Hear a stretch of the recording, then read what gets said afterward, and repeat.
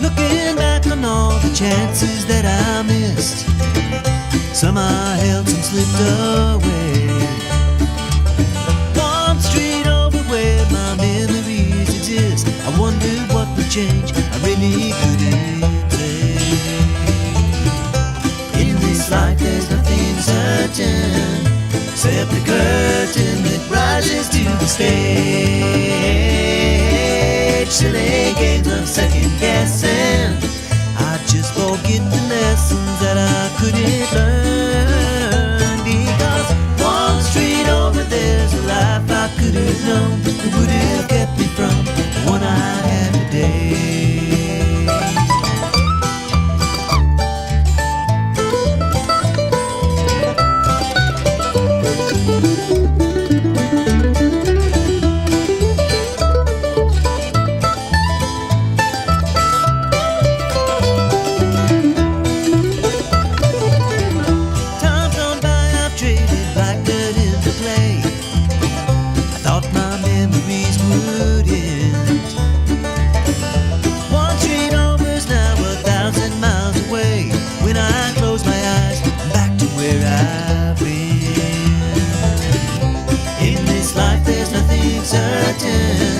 Except the curtain that rises to the stage. Silly games of second guessing, I just forget the lessons that I couldn't learn. Because one street over there's a life I could have known that would have kept me from the one I had today. Good morning, Robertson County. This is 1100 WSGI, and yes, I'm Utah Laverne. I know I don't sound it, but I've been fighting laryngitis for a week, and it's driving me crazy. It's one of those things, you're supposed to shut up when your voice starts going, and I have not been able to do that. I was just telling my friend Neil and Danavyn, they're in the house with me.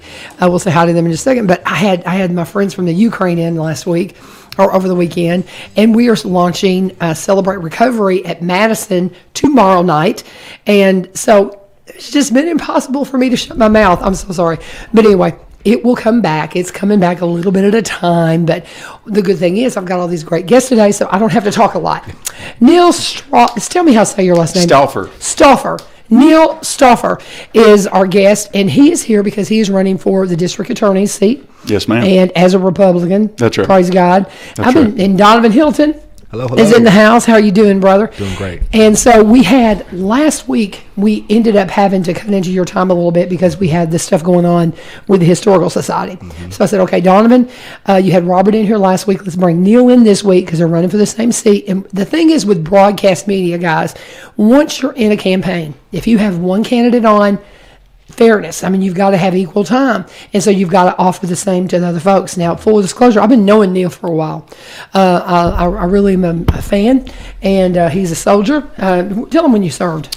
Served on active duty from 2009 until 2017, and I still serve in the reserves. Awesome. Thank you for your service. Absolutely. It's and an honor. He came to, while I was chairman for the Republican Party, he came to me, probably when I first became chairman, yep. I think, and wanted to talk about, you do have to stay on that microphone, okay. But he wanted to talk about the possibility of us holding primaries. Mm-hmm. And this is something that we've gotten a lot of pushback, the Republicans have here. It's like, why do you want to do that? Because there are a lot of people in this county that are conservatives, but they don't like hanging a party name on, and I get it. Mm-hmm. I get it. When I decided to run for Congress, and you were asking about that, I ran when John Rose I was in that race. Okay. He beat me handedly. He's a good guy, but that's okay. Yep. But I did what I felt God led me to do because Absolutely. I've got grandkids, and I want to make it better for them, right? Mm-hmm. And I know that's why you're running, because you got kids, not grandkids. He's way too young for that. You got little ones. That's right. But you want to make it better. That's the reason you put on the uniform. That's exactly right. It's just because you want to make things better. That's exactly right. And so you get involved.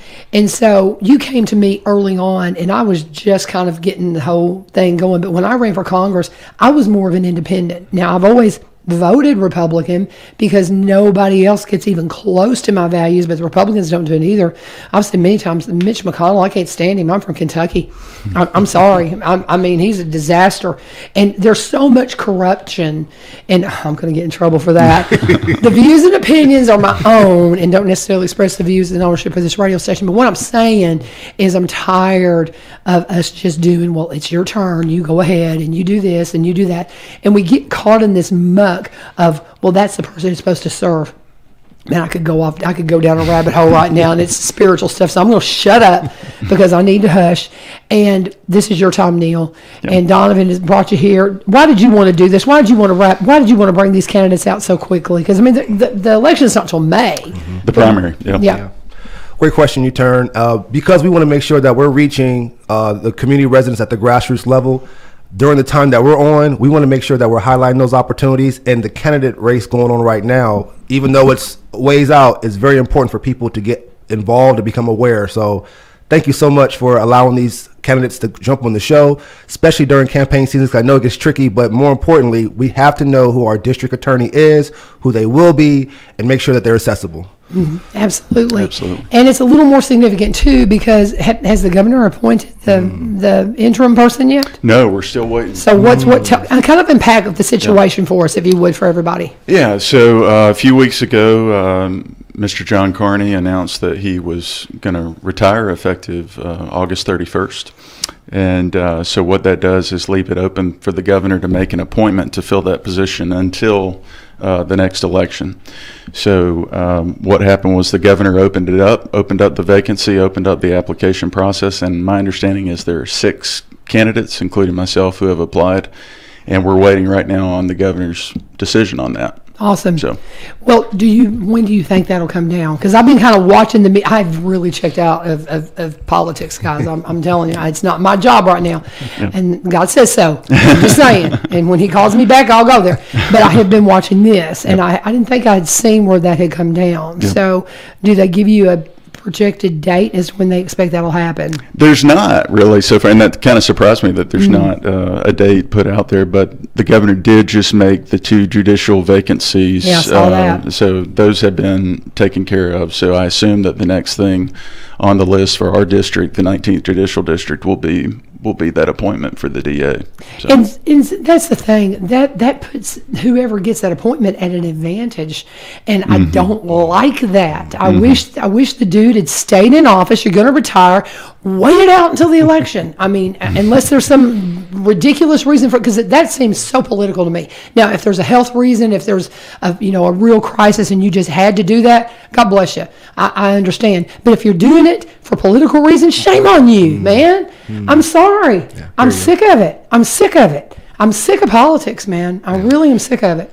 But anyway, I'm sorry. Yeah, and I'm not sure. I'm not sure what the motivations were. I know Mr. Carney had filled that seat for going on, I believe, 3 decades, 30 years or so. Yeah. And so couldn't wait it out, man. I'm just saying. Come on.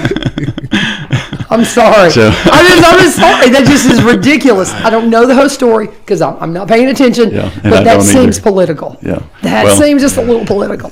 But I am not sure. I'm not sure what the motivations are. Okay. But just trying to focus on running our race. And we had, I'm running no matter what the appointment is. And we started this campaign last year, really running in full force. So it's still fairly early, but we think it's worth it to get out there and let the voters know what we stand for and what our message is. So. Well, that's what hurt me with John. I love John Rose. He's a good guy, and he's doing a great job. And that's I don't begrudge him at all. But one thing that he had, the big advantage he had over us, except for the money, and we can talk about that later, how you got to have money to run, and that's just anyway.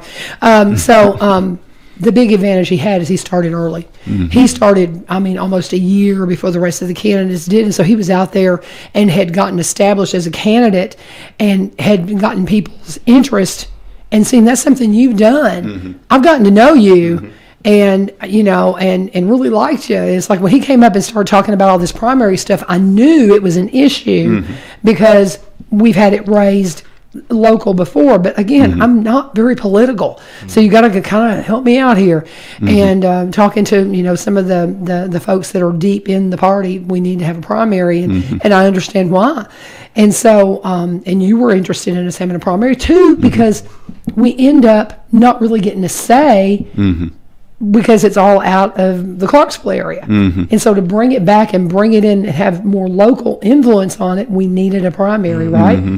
Yeah, my understanding is the way it would have worked is that basically the decision on who the Republican nominee would have rested with Montgomery County if Robertson County did not participate in the primary. Then the nominee as selected through the Montgomery County primary would have been the nominee for both counties. If Robertson County had not participated, then Montgomery County would have its say as to who the nominee is. But my understanding is now that they are having a primary. The last I heard, that was the case in Robertson County. So, So, and I mean, we're thrilled, and I mean, and I know there's a lot of folks that are not happy with us, but it's politics. That's what you want. That's what you get. But I'm sorry, I'm gonna shut up. Okay, why should people vote for you? Well, I'm running on my experience, and got to bring 13 years of legal experience to the table. I have always been interested in public service, and that's really where my heart is. That's what I believe I've been called to do. It's what the Lord has placed on my heart, and I believe He gives us these desires for a reason. And I always wanted to go into public service. I never really saw myself in private practice, working in a firm, working my way from an associate to a partner and that kind of thing. So, and always had a desire to serve my country. And ended up doing that, was blessed to be able to be a part of the JAG Corps on active duty. I have been a prosecutor. I've been a defense attorney. I've been on both sides of that courtroom aisle, so to speak. I ended up at Fort Campbell with the 101st Airborne Division as the senior trial counsel there, the senior prosecutor, leading a team of prosecutors, training them, making sure that our cases are ready to go, making sure that the evidence is ready to go, doing mock trials, rehearsals, and training sessions, and leading those prosecutors. And I believe that I can bring that experience to this office, to this position of DA, and make it better. So that's what I want to do. I want to protect victims. I want to help victims. I want to keep our community safe. And as you said, I've got 3 young kids now, 7, 6, and 4 years old. And it's important to me that we keep our community safe. And that's what I want to do, and that's what I feel called to do. I have had many discussions with my wife. We talked about this ad nauseum before getting into it, and prayed about it, and she's 100% behind it. And I just have to say, I married up. I've got a wonderful wife, and she supports this 100%. And so we're excited to be in it. And Tiffany splits her time between Robertson County and Montgomery County. She works in Springfield and in Clarksville at an urgent care clinic, and loves Robertson County, loves Montgomery County, and I love both counties as well, and we want to keep it safe. So that's why I'm running. Awesome. And I guess I need to turn my microphone up. What does your wife do? Exactly. She is a physician assistant. Okay. So she works at Ascension St. Thomas, which is an urgent care clinic. They have very cool clinics all around it. So do y'all? She splits her time between Springfield. Do y'all and live locally? We live in Clarksville. Okay. Yep. Very good. Yep. But you've been very, very involved here in Robertson County. I have, yeah. I have been very involved in the last several years with coming to the GOP meetings, and of course, I'm a personal member of the Robertson County Chamber of Commerce, and very involved here. We spend a lot of time in Robertson County, and it's a beautiful community. Nothing beats the square in Springfield. Just the atmosphere. It's just beautiful. Just beautiful. Yeah, we agree. It's special. It's a special place. It is. And people are seeing that more and more all the time. And again, we've had Robert was in here last week. I like Robert. He's a great guy. But I've been knowing Neil longer, and he's been out there kind of. You've been searching this and really kind of testing the waters and seeing where we're going with all this for a while. And I really respect that. But I've gotten to know him through the Republican Party. And again, I just, I'm very anxious about this appointment. I wish they had just waited it out, but I think that is going to, and that doesn't. You may get the appointment. I don't know. We just never know what's going to happen here. Yeah. I know the governor. I got to know him a little bit on the campaign trail, and while some people are upset with him for other things, he is a fair guy. And he is an out-of-the-box kind of a guy. Mm-hmm. So I don't really see him going, well, let's just do that. Mm-hmm. So that's what we should do. And I challenge the governor to really pray on it. Well, he will. But and just to be very careful. I mean, is there anybody that's put their name up for the appointment that is not running or saying they absolutely aren't going to run? Good question.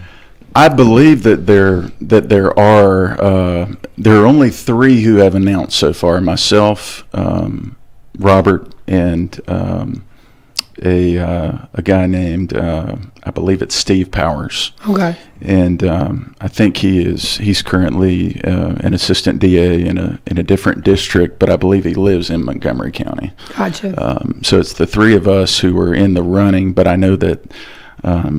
I don't know who, but I've heard at least that 6 people put in for an application for the appointment. So Gotcha. Yet to be seen whether any of those individuals will jump in eventually, depending on, I guess, how the appointment goes. If you get appointed for the job and you say, "Oh, I'm not going to run," yeah, right. really tell me something else. Yeah, okay, sure, I believe that. Yeah. Okay, Danavyn, have you got any questions? No, I may have one, but I just think this is great, especially for the young listeners out there and just finding out how it works, even having understanding of the primaries and how that works between Robertson and Montgomery County.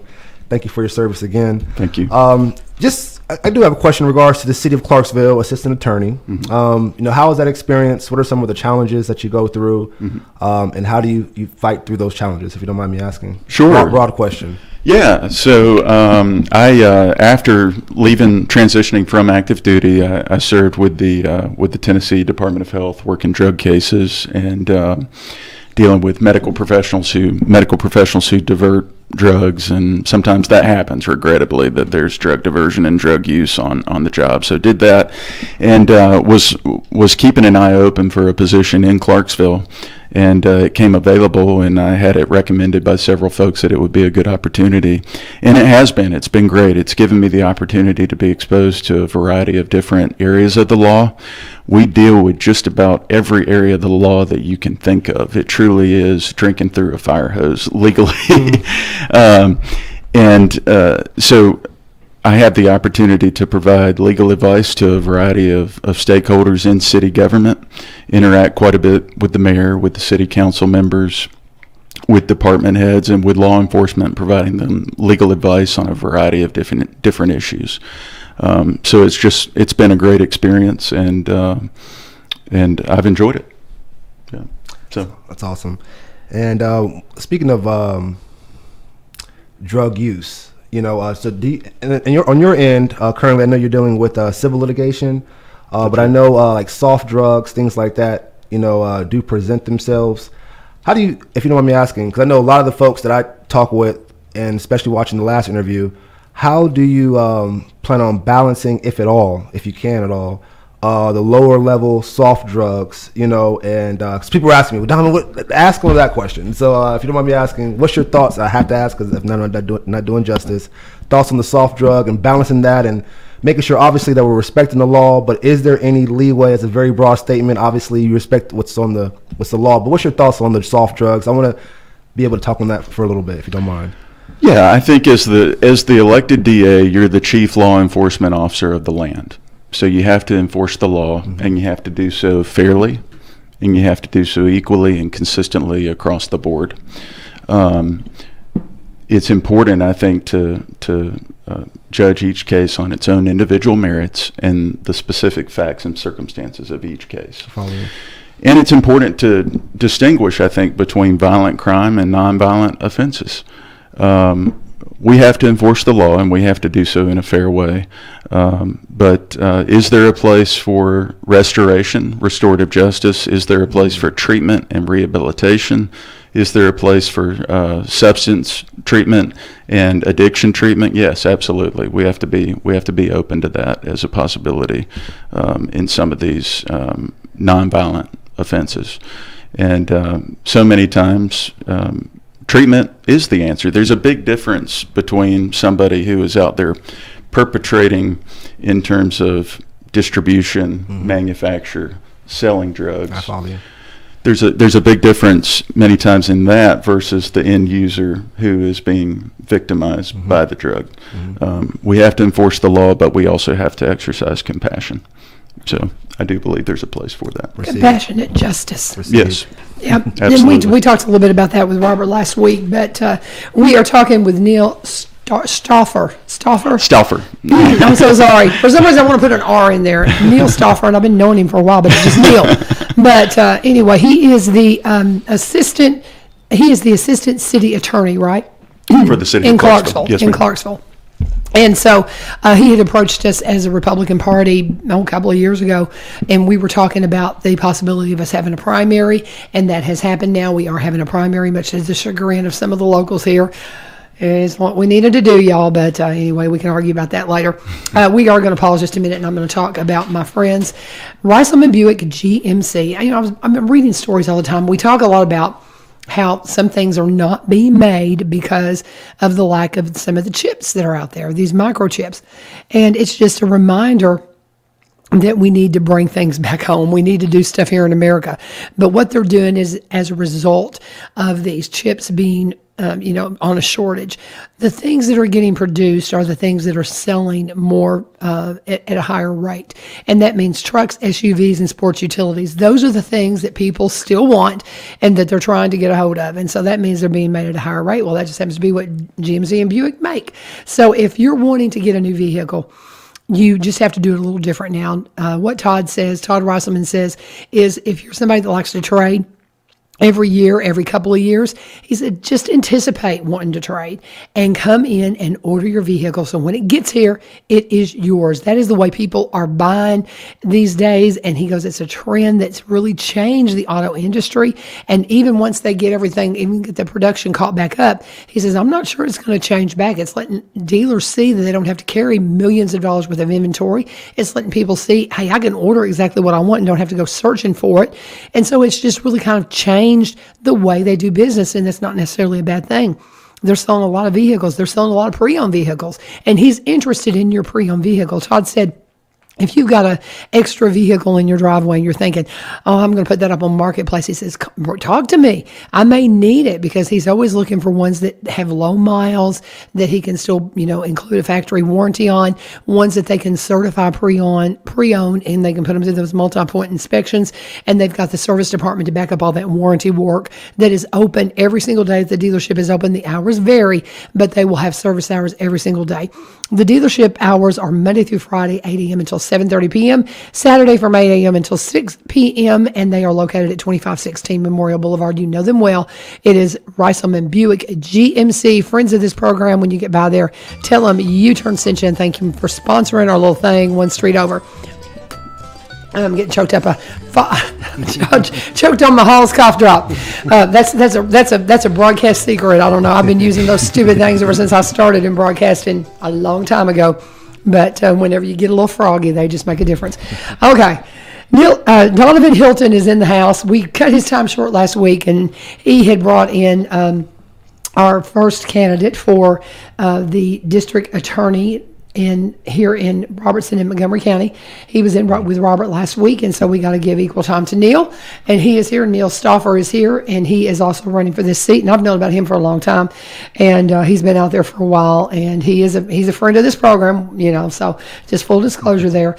But we wanted to come in and give him an opportunity to answer Robert's candidacy, and if there's another candidate out there, we'll open it up for them as well. But Absolutely. What are we missing, Neil? What else do you want to tell folks?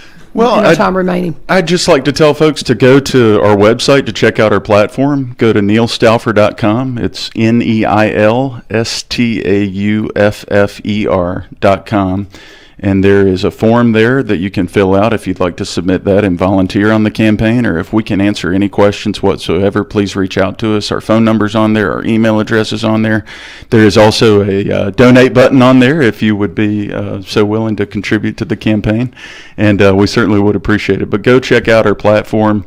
It really comes down to the 3 P's of prevent, protect, and prosecute, and that's what I believe a DA should be doing.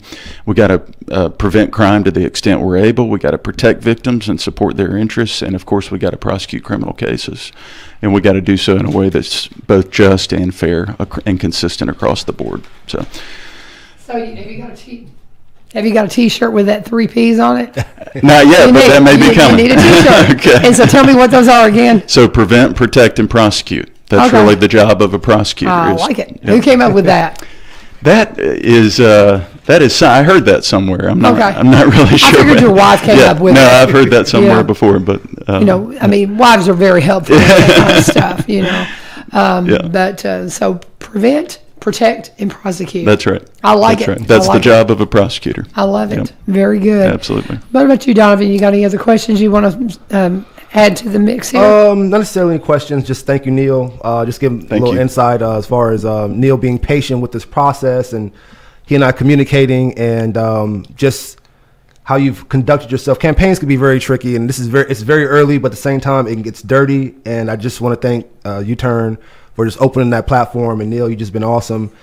Just meeting me halfway and making sure this is a smooth process. And so I just wanted to make sure that the community residents knew who you were and Thank knew you. where to find you, just to see where they can ask questions, help, or volunteer, or donate some money. Thank you. It's been a pleasure and an honor to speak with you. I appreciate it. And what Donovan's talking about, we had tried to get both of you guys in here last week, and the time was just going to be too big of a crunch. And honestly, you talking about dirty politics. I mean, I met Robert. Y'all are both nice guys. And I don't know this third one that's in the mix. I don't know. Maybe he's a troublemaker. But I don't anticipate this being like one of those kinds of races. I mean, 'cause I've met you both, and you're, good Christian guys. And Yep. that's all you need. And we're friends. Exactly. So there you we're go. we're not I gonna kind of get figured dirty. you had to be. Yeah. If you're city attorney and he's assistant district, that's you're gonna cross paths. Absolutely. So you have to know each other. And so again, Yep. both of them nice guys. You just need to see what their platform is and see what it's all about. And again, just really kind of frustrated that we're getting into this appointed situation because I don't like that stamp. And there's no way you can say, well, he needs to appoint somebody that's not going to run. I mean, I guess you could say, okay, we're going to appoint you and you can't run. I can see that happening, and I would like that, but I know they won't do that. But nonetheless, I wish the existing one had just stuck it out till the election. I think that I don't like as a voter I didn't like the fact that the president brought out our senator and anointed him. I didn't. I didn't think I don't like that kind of thing. I think it needs to be really left up to the people. And I don't like that there's so much money involved. Of course, because I have none. But, but nonetheless, I do appreciate your candidacy. I you. appreciate you as a friend and knowing you for a while now. You're a lovely family. And you. just wish you all the best in the world and all the encouragement. Thank and if you you so need much. anything, come back. Thank you. And Thank you so we'll much. reach out. Y'all let me know Appreciate when that. that appointment comes down because I'm curious Okay. about that and I might miss it. Okay. So, anyway, Okay. Pray for our troops. Pray for Afghanistan. did you serve in Afghanistan? I made trips there to prosecute a case. Okay. So I was based out of Kuwait, but I've traveled back and forth to CAF, Kandahar Airfield, and just to see what's going on there right now is heartbreaking. And my kid was in Afghanistan for a tour, and Matt Driscoll that comes in here all the time. He spent time anybody that spent time in Afghanistan. Just listening to him. Well, and Aaron Slade, I haven't had him on yet. I want to have him on. Man, it's just heartbreaking. Yes. It's just absolutely heartbreaking. It is. And so pray for him. Just since you mentioned that, we saw something from a minister that's very nearby, but he's not in harm's way. But he's getting messages from the Christians in Afghanistan, and they're saying, number one, pray for them to be hidden from the aggressors. Just pray for them to find a place to hide till they can get out. Number two, he said, pray for provision because they are not able to access money and the things that they need to live. Number three, pray for their faith. And this is coming from somebody who is in hiding in Afghanistan that is a Christian, okay? Number three, he asked that you pray for their faith not to falter. Mm-hmm. And then number 4, which I think is just amazing, is for the gospel message to be spread as a result of it. And in adversity, sometimes when people see just pure evil, they start waking up and the lights start coming on. They're going, this isn't right. And maybe they'll seek the truth. And I think that was his prayer. But that was a prayer coming from somebody that is in hiding, that is a Christian in Afghanistan. And if you think they're not going after those guys and persecuting them and killing them and torturing them, you're not paying any attention. And I wouldn't call you a fool, but I don't think we're supposed to do that.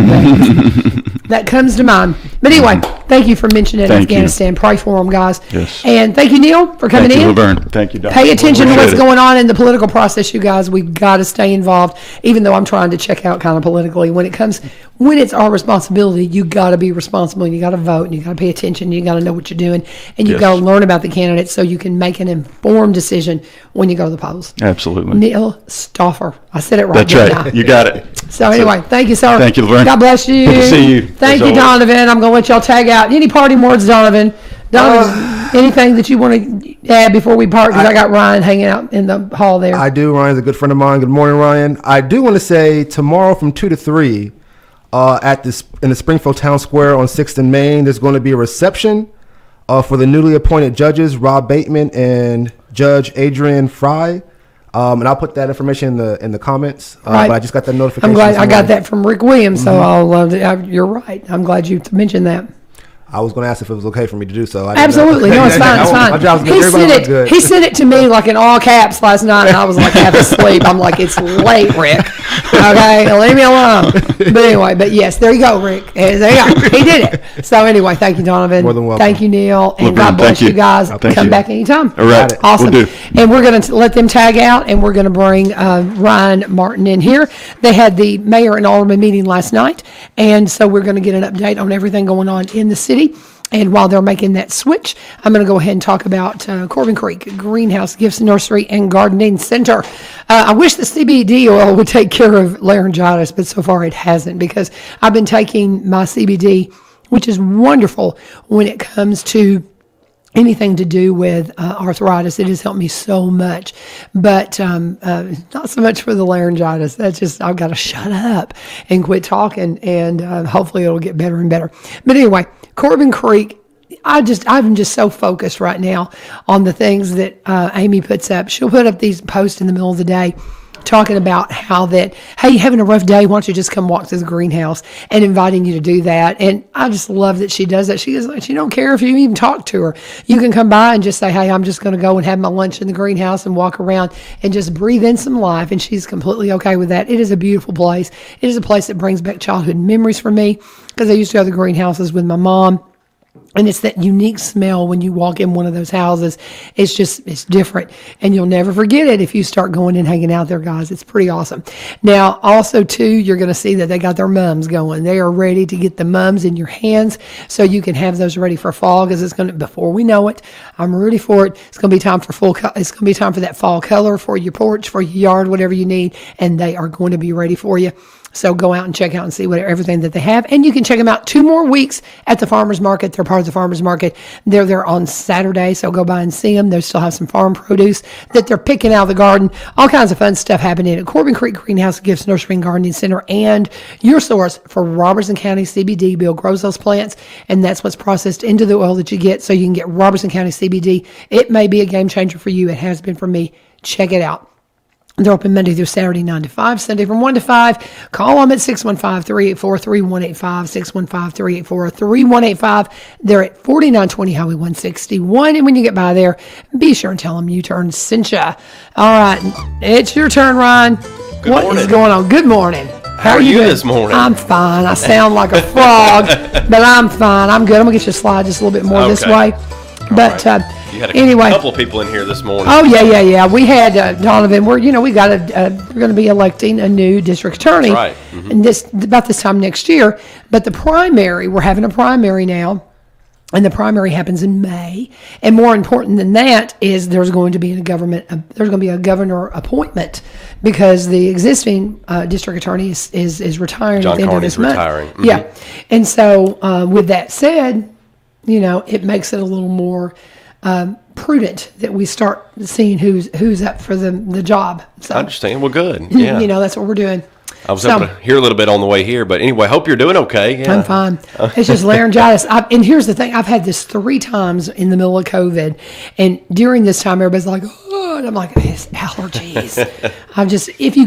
If you're an allergy person, and if you get exposed to anything, just a little cold or something, and my grandkids had a cold a couple of weeks ago, I'll get it, and then it just settles right here, and I just, but anyway. I'm fine, but Well, I good. gotta shut up. We've just been so busy. We're starting CR at Madison tomorrow night. My friends from Ukraine were in all weekend, and I just have not had an opportunity to shut my mouth. Slow down a little bit. I love it though. I don't like slow. I like to be going just Yep. at, breakneck speed all the time. Makes me happy. I can sympathize So, with that. yeah.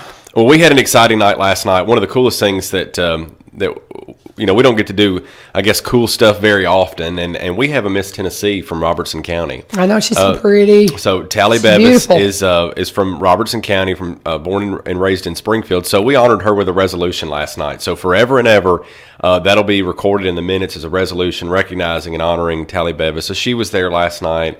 And so that was just a special moment, those things. So we're going to be doing some more things to honor her coming up. And so that's just never happened before in Robertson County. And so we're excited about that. So it was really, really neat. One of the things I think the first thing we need to talk about probably today, it's not any action we took last night, but is the census. So census data was released last Thursday.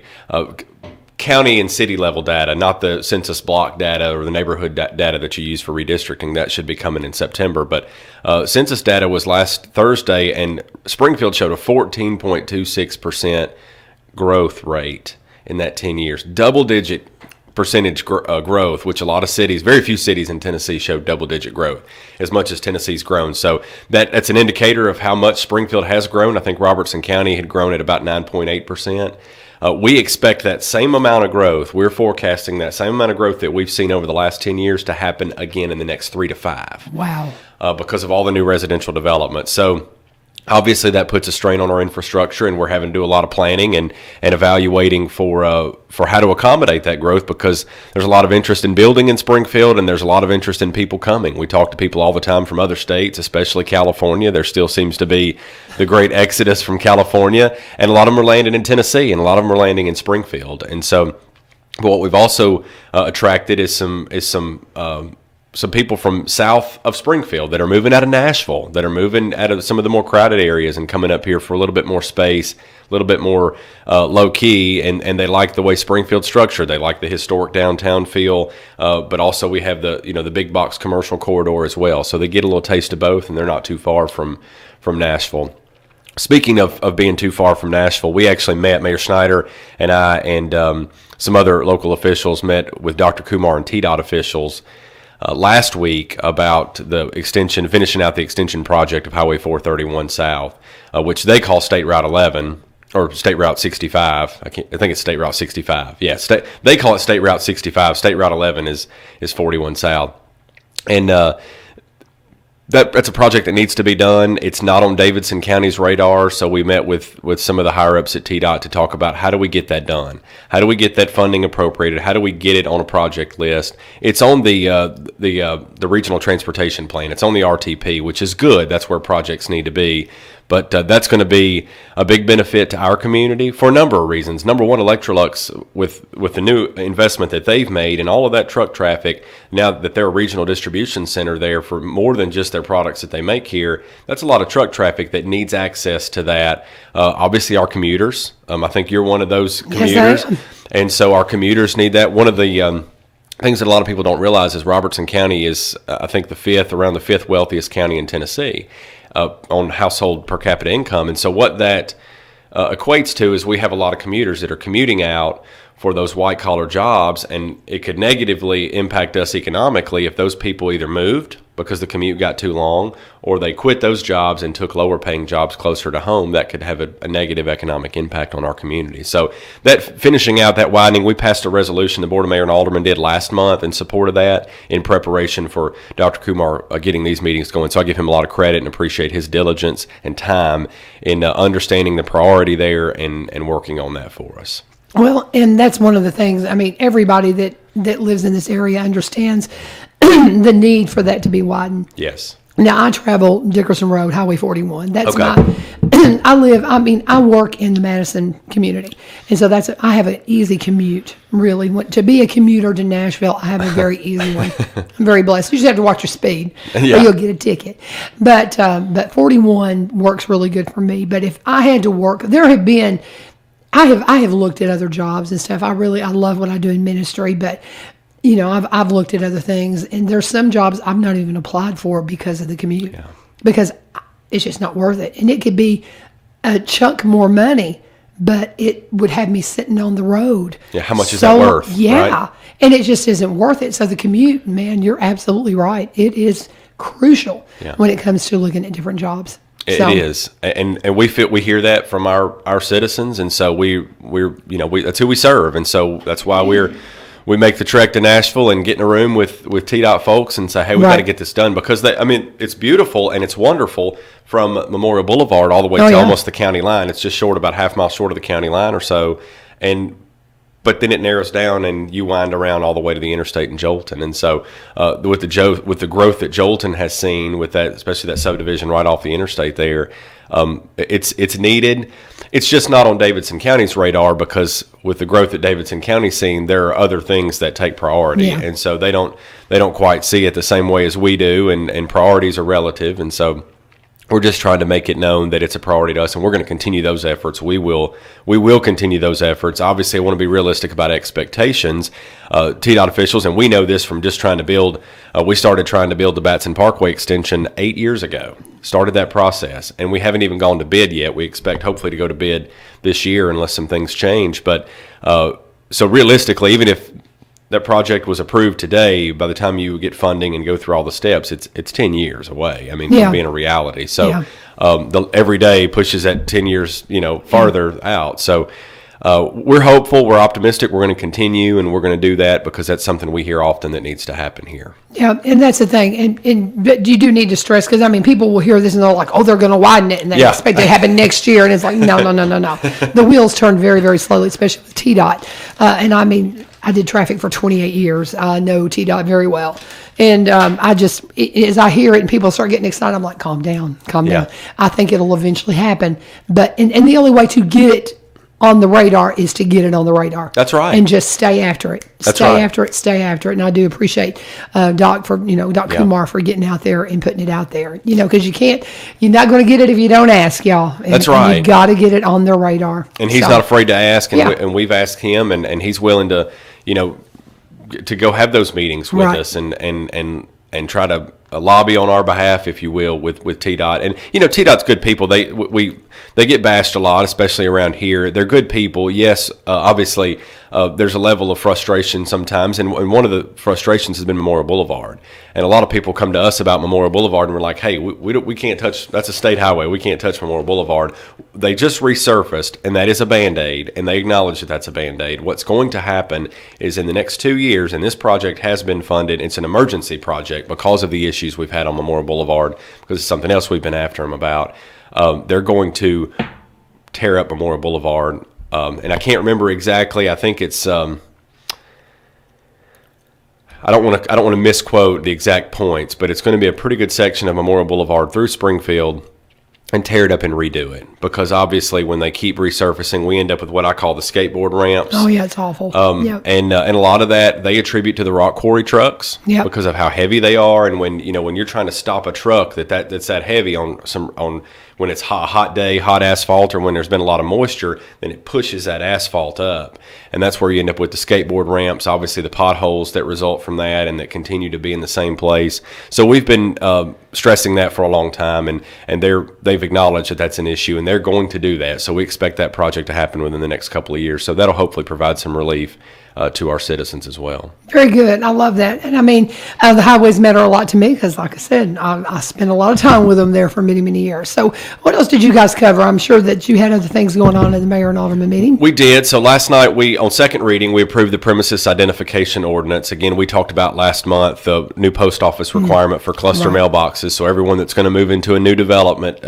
we have a lot of those people. They need to be aware of that there are going to be a cluster mailbox, and they're not going to have their own individual mailbox. And that's a Postal Service rule from that they approved last year. So our board of mayor and aldermen approved on second reading a premises identification, because what we don't want to, the effect of that could be that our emergency responders get delayed response times, because right now they use mailboxes, right, to find those residents. And without those mailboxes, how are we going to know which house that someone is in need? And so we approved a small ordinance on second reading last night that requires residents to identify at the street their residents, and I think Dixon was ahead of this game, and we kind of modeled it after Dixon, and it was I think the signs cost about $10, so it's not, it's less than a mailbox. Yeah, exactly. and so that's very easy, very low burden. Will require the contractors to do that, actually, because we won't issue the certificate of occupancy until that's done. So most of the times the homeowner won't even have to pay for that unless it's, the $10 is rolled into the cost when they purchase a house. But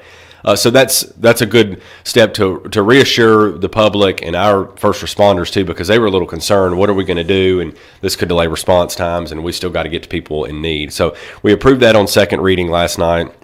One of the other things that we did is approved a contract with the city of Greenbrier for water. Greenbrier is our largest water customer, so they have their own water utility, and they've had a lot of issues lately with some pressure from the state to fix some things down there, and we did not have a current agreement in force. The previous agreement had expired, and so that provides some long-term stability to our water system to have a customer that large, and continues that partnership. Grateful for Mayor Adcock and his partnership down there. They're trying to get some things within the utility system squared away, so we helped structure an agreement that would kind of help them on the front end with that, and our board understood that and agreed and approved that last night as well. Very good. Very good. And we're talking with Ryan Martin. He is the city manager with the mayor and alderman meeting last night and all the things that went on. This is just, I love that you guys, you, Mayor Vogel, Dr. Causey, y'all come in every month and just tell us, full disclosure, here's the open book, here's what we were talking about in case we didn't get a chance to hear about it. And it has certainly been a help for me as a commuter. I appreciate so much you coming in. I didn't have to call and remind him. So this is awesome. It's on the calendar. So exactly. We're glad to do it. One of the things that I think I said initially when in January, and I know Gina, who was the city manager for me, we want citizen engagement. We started live streaming our board of mayor and alderman meetings a couple of years ago, and we want people to know what we're doing, because this is the reason we exist. We exist because of our citizens. That's who we serve, and so we're there to help, to serve, and we want you to know what's going on, because if you're not happy about it, then you can let us know, or if you want something else. Or oftentimes we'll hear, well, I sure wish they'd put such and such in. And we did that 2 years ago. Exactly. Were you paying attention? I heard a couple of a few months ago that, I sure wish we had a dog park. I'm like, well, you know what? You happen to be in luck if you go to Gardner Street Park. But that also gives us some feedback that we have to do a better job of promoting our message and getting the message out. And some people, obviously, you can't reach, but we want to try to reach as many folks as possible. Yeah, and I appreciate this is just one level of it, because we have, folks that listen here, but I'm still stunned that people, we do this, y'all do all the paper, you do all these things, and people will say, well, I didn't know that. I'm like, how could you not know that? It was everywhere, and so I'm as frustrated as you are, as I'm sure Danny Atchley is, and all the people who try to do things and say, Jordan Osborne, Ace, all these folks, they do these events, and people are like, well, I didn't know about it. I'm like, they just want to slap you because you're not paying attention. So anyway, let's go ahead and let's pause and take a break. I'm visiting with Ryan Martin. He is our city manager. I saw Gina Holt at the Jesse James thing. She was, counting tickets on the front end. Yeah. She's just like, she needs to be put back to work. She's bored. I'm kidding. I'm just she teasing. Is not either. I'm just teasing. Miss you, Gina, but we having fun. But you picked a good guy here. He's doing a good job. We're going to go ahead and talk about Barry and Rebecca Richards with the Exit Realty Garden Gate team. But before I do that, I got to hold up the poster, because we are just a week away, praying to God my voice is back by next weekend, because I'm the host for the Kilgore Station Bluegrass Festival, August 27th and 28th, and we just cannot wait. I love the poster because it's got Dan Kelly right in the middle of it. What a sweet man. We lost him, and he was just the teacher of all the kids when it comes to playing fiddle. And so many of these little kids, we have Chet that is a homeschool group that meets at Madison. And he was their fiddle teacher. He was their violin teacher. And so the fiddle competition on Friday night is to honor Dan Kelly. And it is for 13 and under. It's a junior fiddle competition, and it is going to be followed by a big barn dance. Now, on the posters, it says 12 and under, but they're extending that age because they missed last year. It was supposed to be a 12 and under contest, but there were some folks that really wanted to be a part of that last year. They didn't get to be. That's next weekend, the 27th and 28th. And I mention that anytime I mention Barry and Rebecca, because Rebecca's always sponsored the festival. She's one of the original sponsors. She'll be sponsoring again, her and Barry will. Barry's on the board with the Kilgore Station Bluegrass Festival. So if you want to talk to them, they'll be at the festival, but you don't have to wait until the festival to see them. You can connect with them at sellwithbecky.com or by BUYRobertsonCounty.com. They're the whole package. They are a great team when it comes to buying or selling. No matter what side of the table you're sitting on, if you are a buyer, you got to get pre-qualified. You got to kind of count your pennies and see what else you can bring to the table, because very good chance that the property you're looking at is going to sell for above what it's appraised and above what it can be financed for. That is just what's happening these days. Now, if you want to have a property that gets that kind of attention, you got to make sure that everybody knows it's out there. That's where a marketer comes in. Barry was a vice president of a marketing company.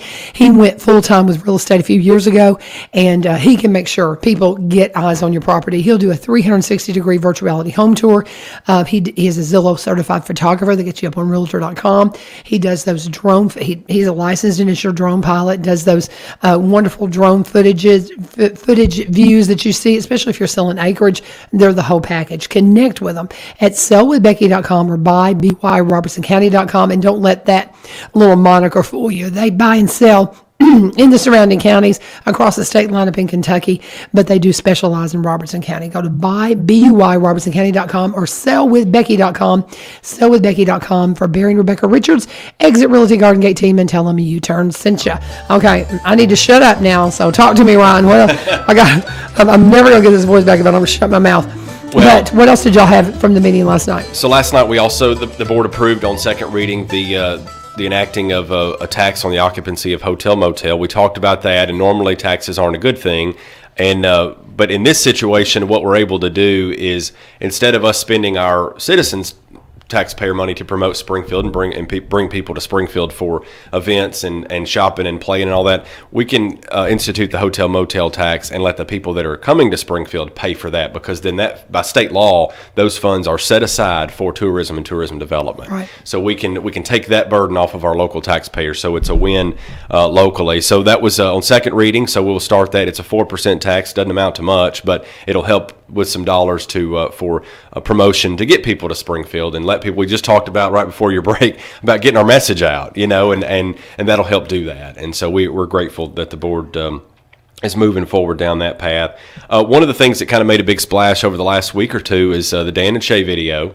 Dan and Shay of the country group filmed a video here Sunday and Monday a couple of weeks ago, and that was released, I believe, on Monday, so the day before yesterday, and that really highlights Springfield well, and we know it's a minor inconvenience for those downtown. Our downtown businesses are phenomenal because they understand that they see the big picture, that the minor inconvenience for a few hours, a couple of days is worth the exposure that we get for that, but also the economic benefit. So that's one of the things that a lot of people don't know about the filming that goes on in Springfield, is about the economic benefit. So we had, from that video, we had crew members staying at local hotels, right? We had local restaurants doing catering, and people, so when they're staying here for a 3 or 4 day, because they were scouting before and getting set up, so when they're staying here for 3 or 4 days, they're shopping, they're playing, they're eating, they're doing all of those things in Springfield that provide an economic benefit to us.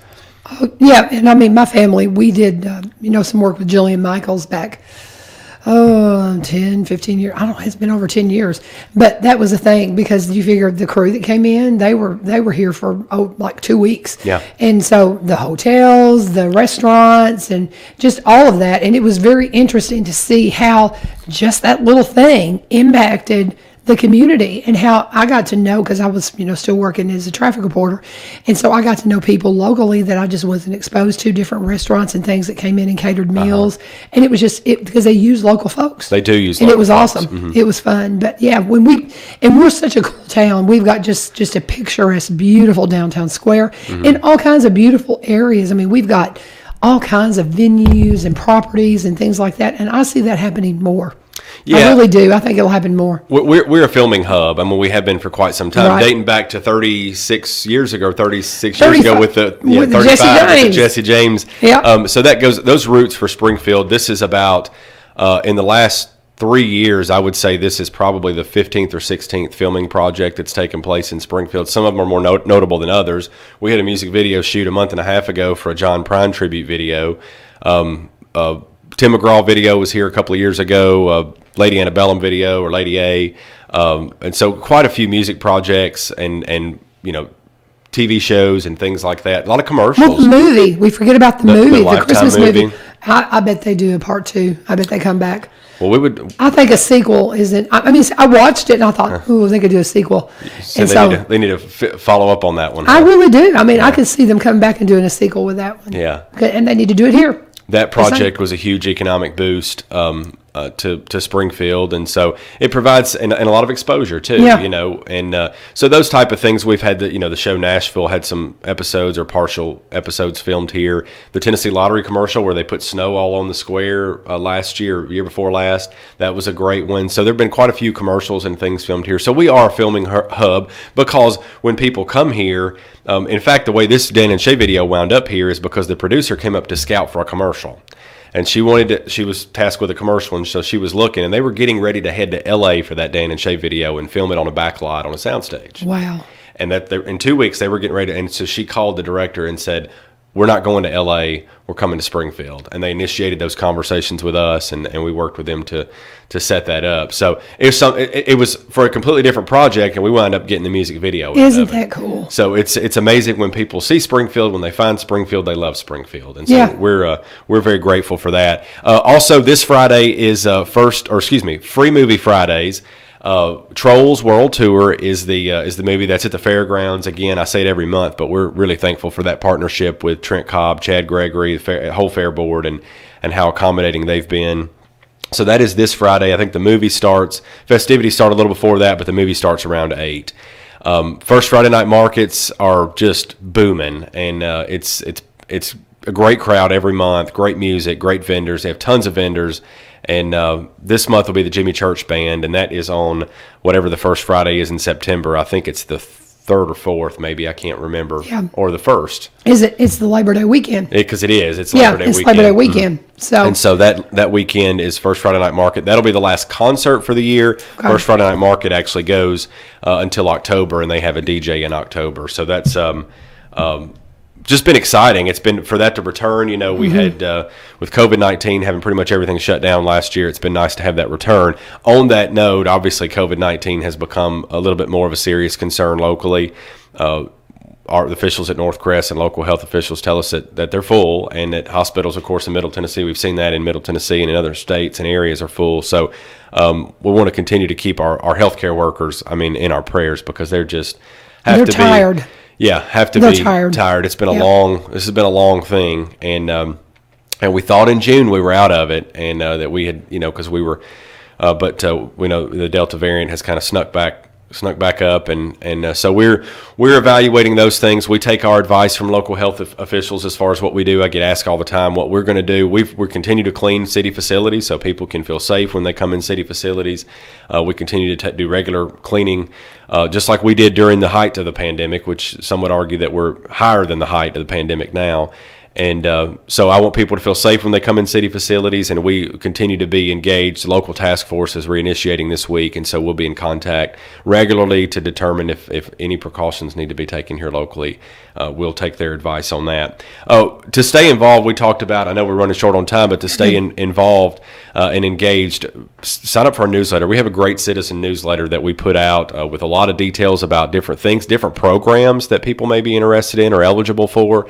And so we put that out through our citizen newsletter. You can sign up on our website at springfieldtn.gov. You can also follow us on social media. We're on Facebook, Twitter, LinkedIn, Instagram, and probably some others that I don't even know about because I don't know much about social media. But we're hiring too. So check out our careers page. I think that's pretty much what everyone's hiring right now. So if you're interested, check us out, springfieldtn.gov/careers. Very good. Very good. Ryan Martin's been my guest. He comes in every month after the mayor and alderman meeting. All some great information. And I do want to ask you, what is going on with the theater downtown? And I know we don't have time to get into it now. Next time when you come in, let's talk a little bit about that. Okay. Because I think a lot of people are very curious about it. Don't really know where it stands. Would love to see it become something kind of like what they have in Franklin.